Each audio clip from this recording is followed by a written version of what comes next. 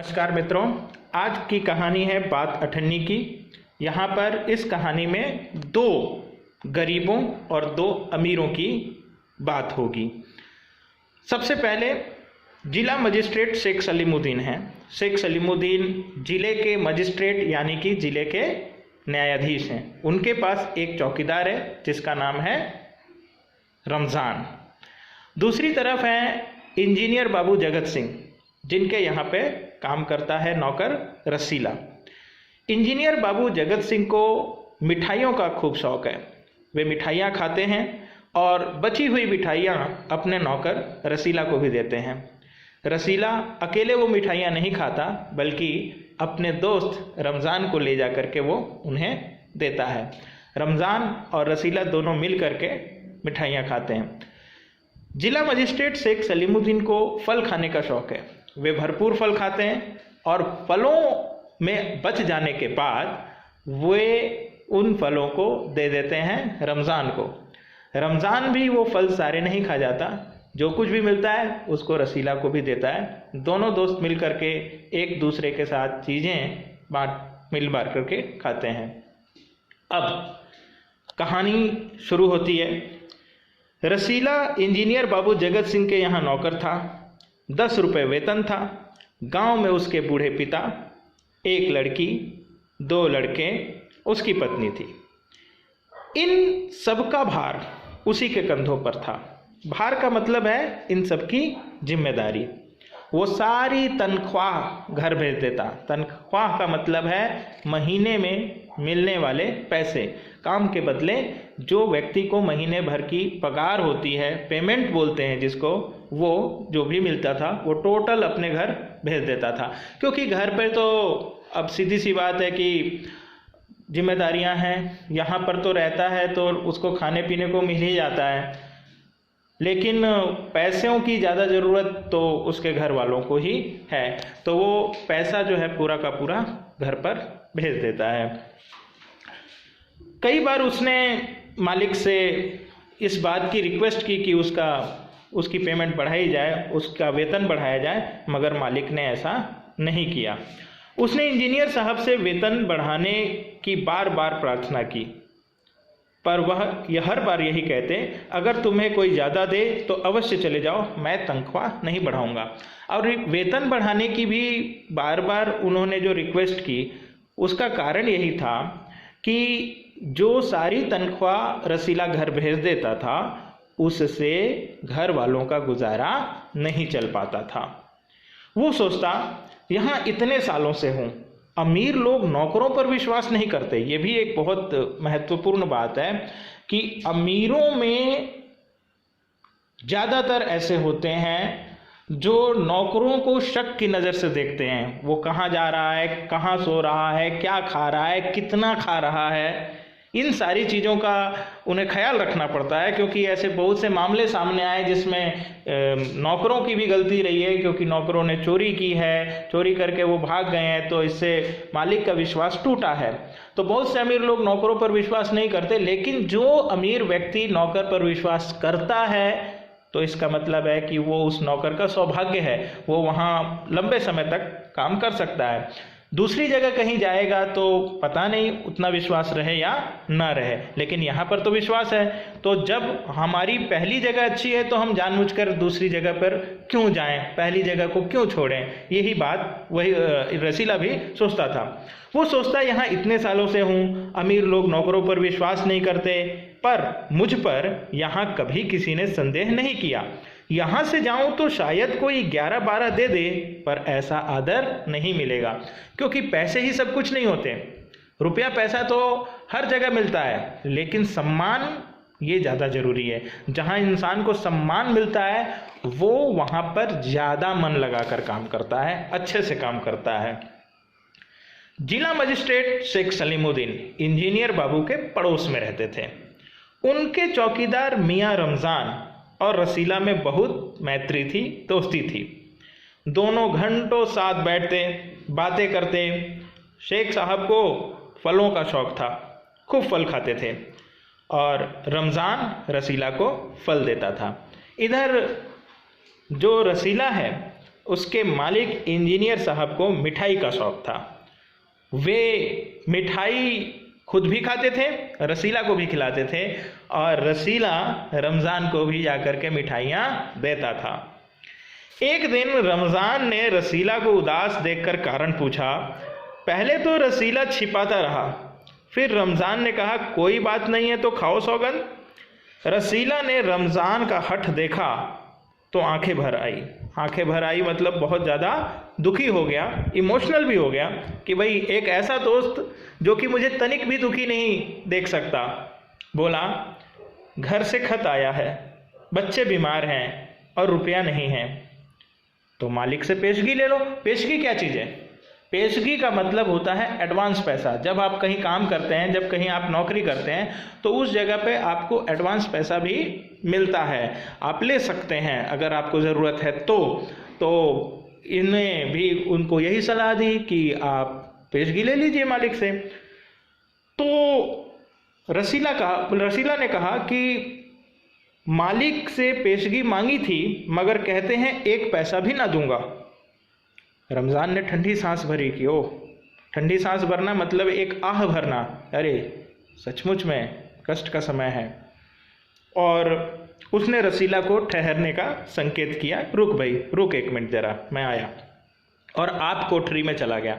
आप मतलब खुद स्वयं कोठरी में चला गया।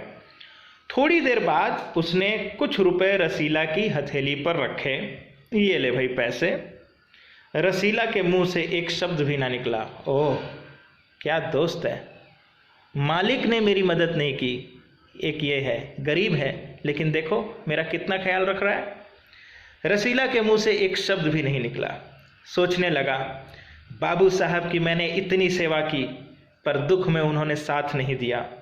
रमज़ान को देखो गरीब है परंतु आदमी नहीं देवता है। ईश्वर उसका भला करे, भगवान भला करे ऐसे इंसान का जो कि ऐसी विकट परिस्थिति में मेरी मदद कर रहा है। क्योंकि ऐसी समस्या है कि जहां आजकल किसी से मांगो तो कोई भी मदद करने को तैयार नहीं होता, लेकिन इसके बावजूद भी मेरे दोस्त ने मुझे गरीब होने पर भी पैसे दिए। इससे बड़ी चीज़ इस दुनिया में कुछ भी नहीं हो सकती। रसीला के बच्चे स्वस्थ हो गए क्योंकि समय पर पैसे भेज दिए और इलाज हो गया था। उसने रमज़ान का ऋण चुका दिया। ऋण मतलब जो भी कर्जा था, जितने पैसे भी उसने दिए। अब ये किताब में नहीं बताया गया है कि रमज़ान ने रसीला को कितने पैसों की मदद की थी, लेकिन जो भी पैसे उसने दिए थे रसीला ने उसको लौटा दिए। लेकिन 50 पैसे रह गए थे, 8 आने 50 पैसा वो बाकी रह गया था। रमज़ान ने कभी भी पैसे ना मांगे, फिर भी रसीला उसके आगे आंख नहीं उठा पाता था। ये भी इम्पोर्टेंट बात है, आंख नहीं उठा पाता था मतलब कि उसके सामने उसको शर्म आती थी। एक प्रकार से वो सोचता था कि अभी भी इसके 50 पैसे बाकी हैं, देना है, दिए तो नहीं है लेकिन देना है, ये उसके दिल में था। और यही कारण था कि वो थोड़ा सा वहाँ सकुचाता था। उसको वो दोनों दोस्त बैठ कर के बातें भी करते थे तो भी वो थोड़ा सा शर्मिंदा महसूस करता था खुद को कि मैं इसके पैसे अभी तक पूरे चुका नहीं पाया हूँ। हालांकि 50 पैसे थे, बहुत ज़्यादा भी नहीं था, लेकिन फिर भी सामने वाला जो है यानी कि रसीला जो है उसको एक प्रकार का फीलिंग था कि जल्द से जल्द चुकाना है, लेकिन बेचारा चुका नहीं पा रहा था। एक दिन की बात है, बाबू जगत सिंह किसी से कमरे में बात कर रहे थे। रसीला ने सुना। इंजीनियर बाबू कह रहे थे बस 500, इतनी सी रकम देकर आप मेरा अपमान कर रहे हैं। हुजूर मान जाइए, आप समझें आपने मेरा काम मुफ्त में किया है। रसीला समझ गया कि भीतर रिश्वत ली जा रही है। सोचने लगा रुपया कमाने का ये कितना आसान तरीका है। मैं सारा दिन मजदूरी करता हूँ, तब महीने भर बाद 10 रुपये हाथ आते हैं। वह बाहर आया और रमज़ान को सारी बात सुना दी। रमज़ान बोला बस इतनी सी बात? हमारे शेख साहब तो उनके भी गुरु हैं। अब उनके भी गुरु हैं मतलब कि तेरे मालिक जितना पैसा ले रहे हैं मेरे साहब उससे कई गुना ज़्यादा लेंगे और लेते हैं। मतलब तू 500 की बात बता रहा है, हमारे यहाँ 1000 से कम में तो कुछ तय ही नहीं होता। और देखो, आज भी एक शिकार फंसा है, आज भी एक शिकार फंसा है, मतलब आज भी एक आदमी आया है मामले को लेकर के। अब उसका निपटारा करना है तो सीधी सी बात है, पैसे का लेन देन तो करना ही पड़ेगा। और पैसे का लेन देन यानी कि रिश्वत में कम से कम 1000 रुपये तो आ ही जाएंगे। 1000 से कम में माल तय नहीं होगा भैया। गुनाह का फल मिलेगा या नहीं ये तो भगवान जाने, क्योंकि एक बात सभी लोग जानते हैं कि गुनाह जब कोई भी इंसान करता है तो उसका परिणाम भी भुगतना पड़ता है। अच्छे काम का अच्छा नतीजा और बुरे काम का बुरा नतीजा ये पूरी दुनिया जानती है। तो गलत काम करोगे तो उसका परिणाम भी आपको गलत ही भोगना पड़ेगा, ये तो पता है। लेकिन गलत करने का परिणाम कब भोगना है, कब उसका फल मिलेगा, कब फल मिलता है भी कि नहीं, कौन जानता है। तो इसी बात को आधार बना के बहुत से लोग ऐसे हैं जो गलत काम करते हैं। भाई कौन जानता है, बुरा फल जब मिलेगा तब मिलेगा, देखा जाएगा, ये मान करके। लेकिन ये रमजान ने बताया कि भाई इसी प्रकार की काली कमाई, ऐसी ही कमाई, मतलब इस प्रकार की काली कमाई, इस प्रकार के काले धंधों से ही लोग कोठियों में रहते हैं, मतलब बड़े बड़े मकानों में रहते हैं। और एक हम हैं कि परिश्रम करने पर भी हाथ में कुछ भी नहीं आता। रसीला सोचता रहा, मेरे हाथ से सैकड़ों रुपए निकल गए पर धर्म नहीं बिगड़ा। एक एक आना भी उड़ाता तो काफ़ी रकम जुड़ जाती। इतने में इंजीनियर साहब ने आवाज़ लगाई, रसीला दौड़कर 5 रुपए की मिठाई ले आ। रसीला के पास ये मौका था। 5 रुपए की मिठाई मंगाई गई थी और 5 रुपए और 4.5 रुपए में कोई ज़्यादा अंतर नहीं होता, थोड़ा बहुत हेर फेर कर सकते हैं। ख़ास तौर पे अगर किसी ने बोला कि बेटा ये ले 50 रुपया और 50 रुपये का आटा ले आ, चाहे चावल ले आ, और वो गया कोई दुकान पर और उसने 50 की जगह 45 रुपये की वो चीज़ ले ली, तो भी सामने वाले को आटे और चावल में 5 रुपये के कम वजन का हिसाब नहीं समझ में आता। लेकिन हाँ, अगर कोई इस काम में माहिर है जो कि रोज रोज ये काम करता है, वो 5 रुपये के वजन को तुरंत ताड़ जाता है, समझ जाता है कि मामला गड़बड़ है और चोरी पकड़ी जाती है। और जगत सिंह के बारे में भी हम ये जानते थे कि वो अक्सर मिठाइयाँ मंगाते थे और इस बात को रसीला नहीं समझ सका और उसको लगा कि मैं किसी तरह से पार कर लूँगा 50 पैसा। उसने क्या किया कि दुकान पर गया और उसने भी 5 रुपए की जगह 4.5 रुपए की ही मिठाई खरीदी और 50 पैसे उसने रमज़ान को लौटा कर बोला, ले भाई अपना पैसा, तेरा मेरा हिसाब क्लियर। ठीक है, हिसाब तो क्लियर हो गया, लेकिन उसके बाद क्या हुआ ये भी देखिए। रसीला ने 4.5 रुपए की मिठाई खरीदी और रमज़ान को अठन्नी लौटा कर समझा कि कर्ज उतर गया। बाबू जगत सिंह ने मिठाई देखी तो चौंक उठे, यह मिठाई 5 रुपए की है हुजूर, 5 की ही है। रसीला का रंग उड़ गया, पहले ही सवाल में वो घबरा गया कि भाई लगता है पकड़ा गया। और चेहरे के रंग को देखकर बड़े बड़े लोग जो हैं वो समझ जाते हैं कि कौन गलत है कौन सही है, और बाबू जगत सिंह इस काम में माहिर थे। बाबू जगत सिंह समझ गए। उन्होंने रसीला से फिर पूछा, रसीला ने फिर वही दोहराया। उन्होंने रसीला के मुंह पर एक तमाचा मारा और कहा, चल मेरे साथ जहां से लाया है। हुजूर झूठ कहूं तो रसीला ने अभी अपनी बात पूरी भी ना की थी कि इंजीनियर बाबू चिल्लाए, अभी सच और झूठ का पता चल जाएगा, अब सारी बात हलवाई के सामने ही कहना। अब देखिए, जहां से मिठाई आई है उसको वहां से अब बात की पड़ताल शुरू होगी। और सीधी सी बात है कि अगर दुकानदार है और उसके पास से अभी अभी 4.5 रुपए की मिठाई कोई लेकर गया है तो वो सीधे सीधे जवाब देगा कि अभी अभी पैसा इसने दिया मेरे को 4.5 रुपया, और वहाँ उसकी पोल खुल जाती। इसलिए अब जो है रसीला के पास केवल एक ही रास्ता रह गया था कि वो माफ़ी मांगे। अगर माफ़ी मिल गई तो ठीक, नहीं तो वो सज़ा पाने के लिए तैयार हो जाए। अब कोई रास्ता ना बचा। वह बोला, माई बाप गलती हो गई, इस बार माफ़ कर दें। इंजीनियर साहब की आंखों से आग बरसने लगी। मतलब उसका माफीनामा सुनकर के वो और ज्यादा गुस्से में आ गए।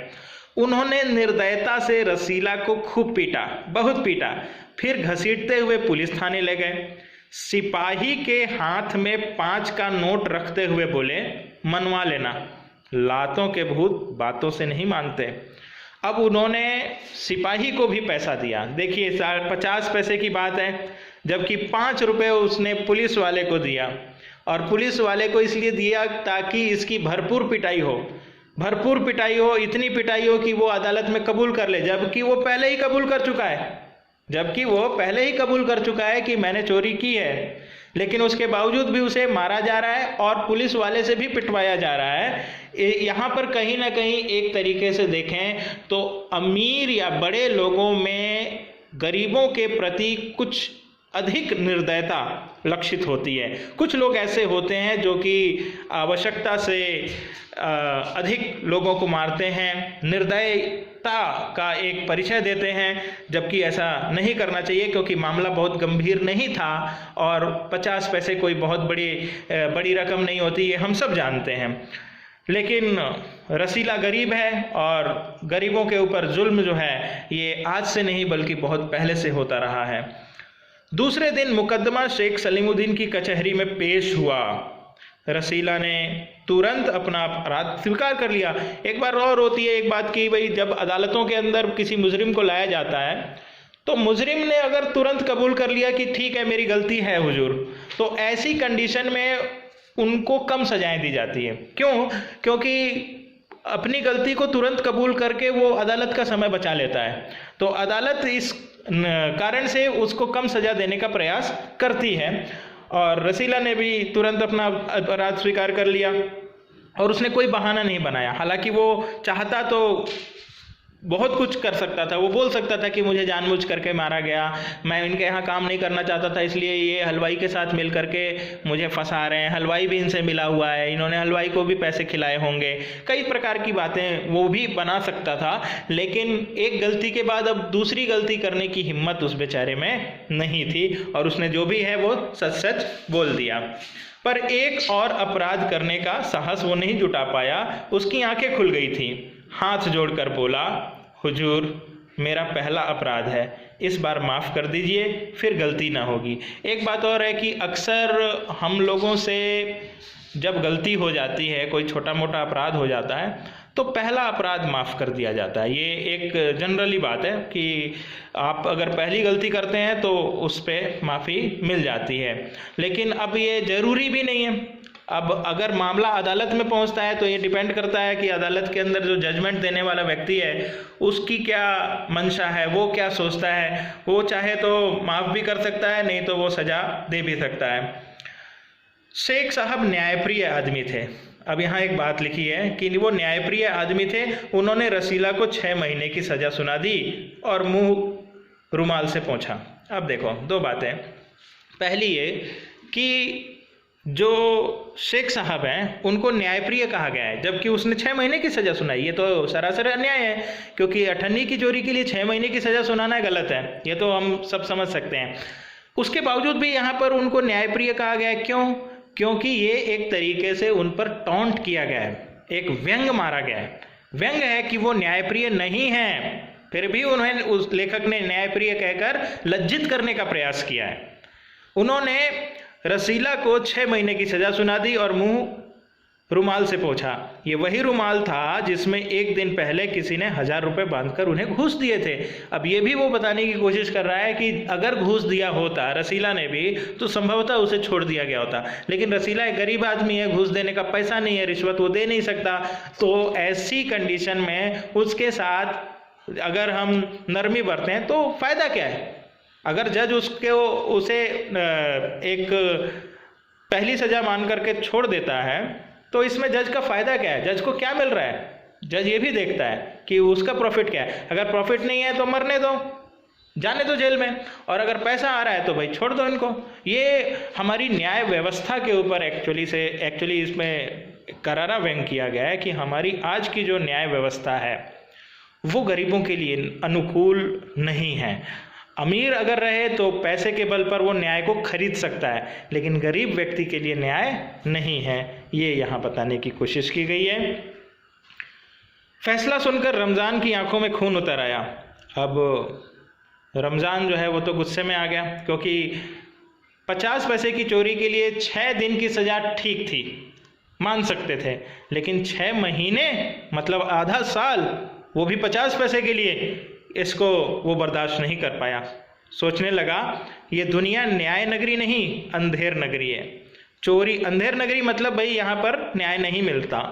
चोरी पकड़ी गई तो अपराध हो गया, और अगर नहीं पकड़ी जाती तो वही व्यक्ति जो है आराम से रहता है, वो अपराधी नहीं माना जाता। मतलब जो पकड़ा गया वही अपराधी है। अपराध चाहे कोई भी करे, लेकिन वही माना जाता है अपराधी जो पकड़ा जाता है। असली अपराधी बड़ी बड़ी कोठरियों में बैठकर दोनों हाथों से धन बटोर रहे हैं। मतलब बड़े बड़े लोग ऐसे हैं जो लाखों करोड़ों का घपला कर रहे हैं, उन्हें पकड़ने वाला कोई नहीं, आराम से रह रहे हैं घरों में, उन्हें कोई भी नहीं पकड़ता। रमज़ान घर पहुंचा, एक दासी ने पूछा, दासी मतलब जो उस घर में नौकरी करती थी, काम करती थी, नौकरानी थी, उसने पूछा रसीला का क्या हुआ, क्योंकि वो भी पड़ोस में था तो सीधी सी बात है कि ये भी जानती होगी उसको। 6 महीने की कैद, अच्छा हुआ, वो इसी लायक था। अब भाई चोरी की सज़ा तो मिलनी चाहिए, ये नॉर्मली हम जानते हैं, लेकिन बहुत से लोग ऐसे होते हैं ना जो हकीकत से वाकिफ़ नहीं होते कि दुनिया में ठीक है चोरी की है, सज़ा मिली, लेकिन जिन लोगों ने बड़ी चोरी की उनको सज़ा क्यों नहीं मिली, इस बात को सोचने वाले लोग भी कम हैं। ऐसे ही दासी इतना नहीं सोचती थी, तो उसको लगा कि भाई ठीक है चोरी की, पकड़ा गया तो सज़ा मिली, अच्छी बात है। लेकिन रमज़ान तो समझदार था, इसलिए उसने उसकी बात को नहीं माना और कहा कि रमज़ान ने गुस्से में कहा ये इंसाफ नहीं, अंधेर है, सिर्फ एक अठन्नी की ही तो बात थी। रात के समय जब 1500 के चोर नरम गद्दों पर मीठी नींद ले रहे थे, तो अठन्नी का चोर जेल की तंग मतलब कि पतली अंधेरी कोठरी में पछता रहा था।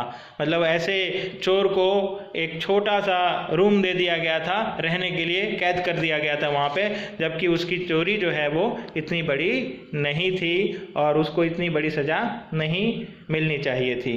सुदर्शन।